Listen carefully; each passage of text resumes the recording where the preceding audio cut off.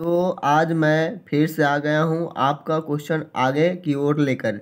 क्या है कि मैं इतनी इम्पोर्टेंट बातें बताता हूँ जिसमें क्या होता है कि आप अगर 10 क्वेश्चन देखते हैं तो वहाँ पर 10 में 10 बनाने की दावा रखते हैं। आखिर आपको लग रहा हो झूठ तो आप खुद देखेंगे इसको वीडियो को और आपको खुद पता चल जाएगा, और जो देखे हैं उनको जानते होंगे। तो चलिए देखिए, क्या है कि 8 तक आप लोगों को मैं बता चुका हूँ। 9 नंबर जो क्वेश्चन है वो कह रहा है कि यदि कोण P डिग्री हो, यानी कि जो एंगल होगा अगर P डिग्री होगा, त्रिज्या अगर R होगा, तो वृत्त का त्रिज्याखंड का कोण है, तो त्रिज्याखंड का क्या होगा, क्षेत्रफल क्या होगा। तो क्षेत्रफल क्या होता है सो आप पहले जानिए। क्षेत्रफल होता है θ/300। देखिए आप जानते हैं, परंतु वहाँ पर हम आपको पहले ही बता दिए हैं कि गलती नहीं करना है, स्टेप बाय स्टेप करके देख लेना है, उसके पश्चात ही आंसर लिखना। θ/360 πr²। तो यहाँ पर हमारा थीटा के जगह पर क्या चला आएगा, p। ठीक है, और 360 को कोई नहीं हटा सकता है, हटाता अगर कोई एंगल भले यहाँ पर कोई वैल्यू होता तो पाई के जगह पर पाई, उसके पश्चात क्या होगा r², यानी कि ये जो होगा p πr²। तो आप देखेंगे यहाँ पर p πr² कहाँ पर है, तो देखिए p πr², तो परंतु यहाँ पर क्या है 180 है, तो हमारा क्या रहना चाहिए 360। तो p πr², p πr² यहाँ पर है, आप देख पा रहे होंगे। तो आपका सही आंसर कौन है, बी। ठीक है, आपको इसी तरह से एंगल चेंजिंग कर देंगे, आपको दिक्कत नहीं करना है, कोई भी चीज़ चेंजिंग कर सकते हैं। तो यहाँ पर देखिए कभी कभी हो सकता है कि यहाँ पर यहाँ 36 का 72 720 दे देगा, और जैसे यहाँ पर 2 लगाया है लगा देगा यहाँ पर, तो भी आपका वही आंसर होगा, क्योंकि 2 अपने आप से लगाया है, इसलिए 2 से मल्टीप्लाई ऊपर और नीचे कर देने पर ऐसा सिचुएशन आएगा और नीचे में 720 आ जाएगा। तो आपको दिक्कत नहीं करनी है, आपको वही मारना है, जिसको हल करने के पश्चात जो आएगा ये वाले वैल्यू वही। ठीक है, फिर आपका जो नेक्स्ट क्वेश्चन है वह है किसी वृत्त के व्यास के दोनों सिरों से खींची गई स्पर्श रेखा हमेशा होती है। देखिए आपको याद है, मैं पहले हमेशा कहता हूँ कि याद है, फिर भी आप एक बार प्रैक्टिस जरूर कर लेंगे, वहाँ भी बना करके देखेंगे। देखिए एक वृत्त है, उसका व्यास है इस सिरा पर और इस सिरा पर, दोनों सिरा पर क्या खींचा गया है, स्पर्श रेखा। तो स्पर्श रेखा है तो ये लाइनिंग क्या है, एक दूसरे के पैरेलल है, तो यानी समांतर है, तो आपका आंसर क्या हो जाएगा, ये ए। फिर आपका जो नेक्स्ट क्वेश्चन है वो बहुत इंपॉर्टेंट है। देखिए इस प्रकार से अगर कोई भी क्वेश्चन पूछा जाता है तो इसका वैल्यू क्या हो जाता है, 1 हो जाता है। क्या हो जाता है, 1 हो जाता है। अगर इसका वैल्यू 1 हो जाए तो यहाँ पर जो भी होगा इसके बगल में, यानी कि जिसको जोड़ने पर 90 आए और फ्रैक्शन में हो, बट्टा में हो, तो और साइन कॉस ऐसे एंगल जो होगा 90 माइनस वाला, वो वाला फार्मूला दिखे तो ऐसा ही दिखता ही है 10th में। आप 11th में पढ़िएगा तो चेंजिंग दिखेगा। तो इसका वैल्यू 1 होगा और इसका वैल्यू जो रहेगा यहाँ पर वही हो जाएगा। तो यहाँ पर क्या आप देख रहे हैं 2, तो 2, अगर P रहता तो P, Q रहता तो Q आंसर आ जाता। ठीक है, फिर आपका जो नेक्स्ट क्वेश्चन है वो क्या है कि निम्नलिखित में कौन सा सेक 60 के बराबर है। तो सेक 60 का वैल्यू क्या होता है पहले आपको याद होनी चाहिए। सेक अगर 60 का वैल्यू याद है तो ये सब वालों में कोनो दिक्कत नहीं होती है, वैल्यू याद रखना होता है। तो ये अगर 60 का वैल्यू अगर 2 है तो कोसेक 30 का वैल्यू ही 2 आ जाता है। तो आप देख लेंगे और इसका वैल्यू और इसका, इसमें से सारे का वैल्यू रखेंगे, जिसका अगर इक्वल आता है उसके बराबर हो जाएगा। अगला जो क्वेश्चन है, देखिए अगला जो क्वेश्चन है tan 1 डिग्री 2 डिग्री 3 डिग्री इस तरह से 89 डिग्री तक है। कहता है ये किसके बराबर है। देखिए इसमें अगर साइन में अगर पूछा होता, कॉस में पूछा होता, जवाब दूसरा आता, परंतु जब tan में पूछे, क्योंकि tan 45 का वैल्यू 1 होता है, तो इसका आंसर क्या आ जाएगा 1। क्यों होगा, क्योंकि tan 1 और 89 मिल करके 90 होगा, तो इसका वैल्यू 1। फिर ये 2 और 88 मिल के 90, फिर 3 77। इस तरह से जोड़ा पेड़ जो है बनता जाएगा बनता जाएगा बनता जाएगा, और बीच में जो बचेगा वो आएगा 45 डिग्री का। जब 45 डिग्री का जब एंगल आएगा तो tan 45 डिग्री 1 होता है। अगर साइन रहता तो 1/√2 होता, उसी तरह से कॉस रहता तो 1/√2 होता। इस तरह से आपको समझना है, ठीक है।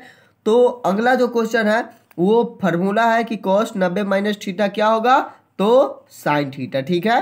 तो इसका सही जो आंसर होगा वो क्या चला जाएगा, साइन थीटा के साथ, बी। फिर आपका जो नेक्स्ट क्वेश्चन है वो क्या है कि यदि इतना हो तो इतना कॉस थीटा का वैल्यू क्या, देखिए इसमें क्या होता है कि इसमें एंगल आपको नहीं दिया है, परंतु एक अलग 3 थीटा करके दे चुका है। क्या दे चुका है कि यहाँ पर इसका वैल्यू जो 3 थीटा का है वो 90 है। तो भाई 3 गो थीटा का अगर वैल्यू 90 गो है तो 1 गो थीटा का वैल्यू हमको चाहिए, तो 90 में 3 से भाग करेंगे, ये जो गुना है वो यहाँ पर आकर डिवाइड हो जाएगा, तो 30 आएगा। यानी थीटा के वैल्यू कितना आया, 30 आया। तो हमको कॉस कितना रखना होगा, 30 रखना होगा। तो कॉस 30 क्या होता है, क्या होता है, √3/2, क्योंकि कॉस जो साइन होता है वही कॉस 30 होता है, तो √3/2 आपका सही आंसर ए हो जाएगा। फिर आपका जो नेक्स्ट क्वेश्चन है वो है tan square alpha minus sec square क्या है, अल्फा। तो आप देख पा रहे होंगे कि यहाँ पर जो है एक फार्मूला लग रहा है। क्या आपको संख्या को नहीं मतलब रखना है, देखिए संख्या कहाँ चला जाएगा, कॉमन में। क्या चला जाएगा, कॉमन में। आपके पास बचेगा सिर्फ tan square alpha minus sec square alpha, ठीक है। अब देखिए आपके पास जो ये बचा तो इसका फार्मूला होता है क्या, 1। ऐसा ही होता है, 1 वाला आपको से पूछा जाएगा तो 1 होता है, और यहाँ पर जो रहेगा बगल में जो कॉमन आएगा वही आपका आंसर हो जाएगा। क्यों होगा, क्योंकि 9 × 1 क्या होगा, 9। बात समझ पा रहे हैं। तो आपका सही जवाब इसका हो जाएगा 9। परंतु एक बार और देख लेने की बात है, ये है कि एक जोड़ tan स्क्वायर होता है सेक स्क्वायर, एक जोड़ tan स्क्वायर होता है सेक स्क्वायर, परंतु हमारा जो फार्मूला है वो इस प्रकार से 1 इसी साइड है। मैं फार्मूला को भी तोड़ करके बता दिया हूँ, और सेक स्क्वायर जो थीटा हो या अल्फा हो ये इधर इस साइड आएगा तो tan स्क्वायर आएगा, ठीक है।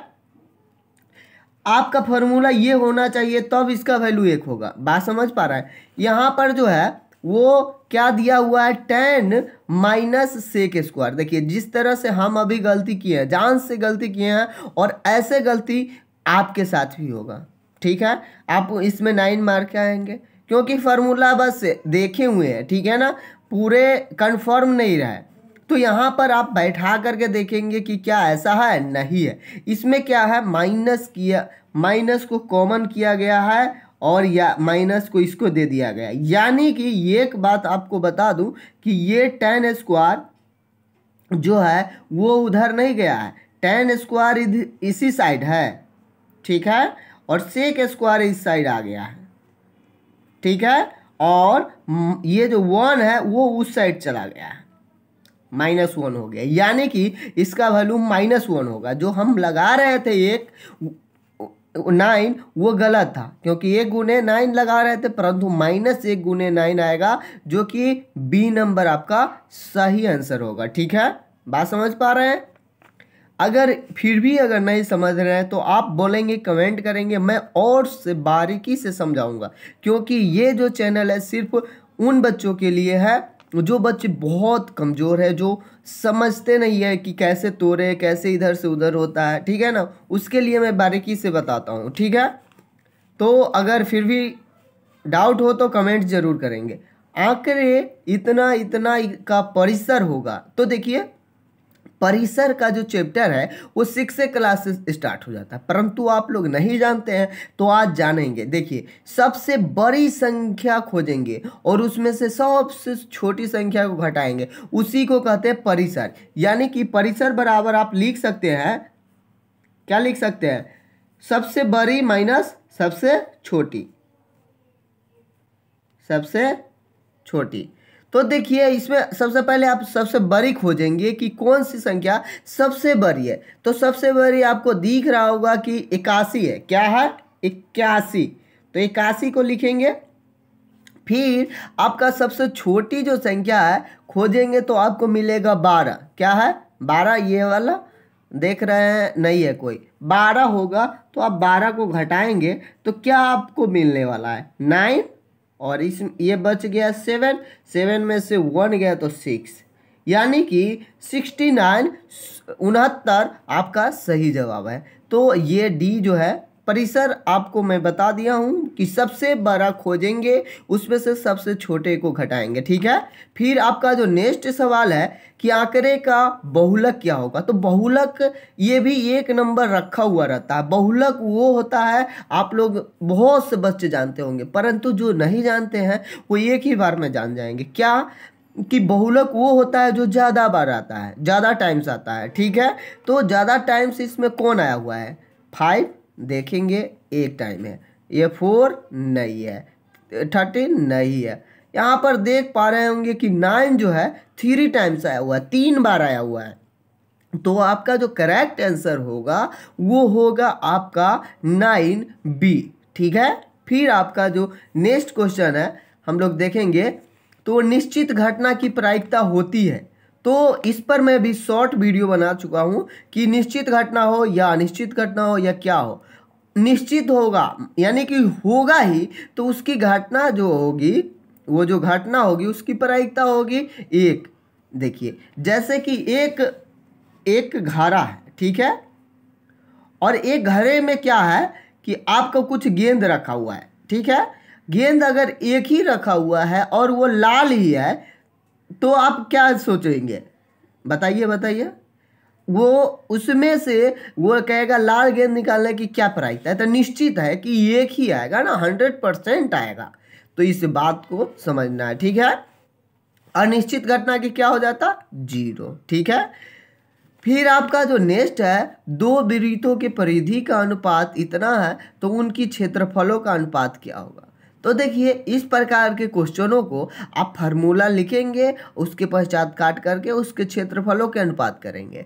तो ये मैं वीडियो आपका लेंदी मेरा हो रहा है, तो मैं 20 से आपको नेक्स्ट वीडियो में आपको समझाऊंगा, और आप से आशा करूंगा कि जो भी आप देखते हैं समझ जाते होंगे। अगर नहीं फिर भी समझते तो कमेंट जरूर करेंगे, और इस चैनल पर नए हैं तो इसको सब्सक्राइब कर लेंगे, ताकि इस तरह का वीडियो अपलोड होता रहता है, आप लोग समझ करके अच्छे अंक ला सकते हैं। Thank you for watching. फिर मिलते हैं नेक्स्ट वीडियो में।